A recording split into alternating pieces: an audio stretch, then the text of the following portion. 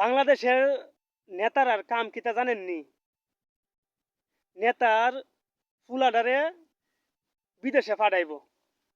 আর আপনারা যেন নেতার পিছে পিছে ঘুরতে যান, আপনারা ঠিকই নেতার পিছে পিছে ঘুরাইব ছাগলের মতন। তারপরে নেতা সেরাডারে পড়াশোনা করাইয়া 10 বছর পরে বাংলাদেশে নিয়ে আইসা আবার নেতা বানাইব। আর ওই নেতা সেরার পিছনে আপনারা আবার এই ছাগলের মতোই ঘোরাঘুরি করবেন।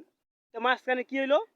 আপনার জীবনের পড়াশোনাও নষ্ট হইলো, কেরিয়ারটাও ধ্বংস হইলো। আর নেতা সেরা বড় নেতা হয়ে গেছে নাকি সে লাখ লাখ টাকা কোটি কোটি টাকা ইনকাম করবে, আপনাদেরকে সামান্য সাফানের খরচ দিব। তো যখন রাজনৈতিক দলের রদবদল উল্টাপাল্টা হবে তখন আপনার কেরিয়ারটা কিন্তু নষ্ট। সে যে পড়াশোনা করছে কিছু করে একটা খাইতে পারবো। তো ভাই আমার কথাগুলা হয়তো অনেক নেতাগুলা শুনলে চোখ খুলে যাবে, সে কি কি বললো, আমাদের মনের কথা তো বললে ফেলাইছে।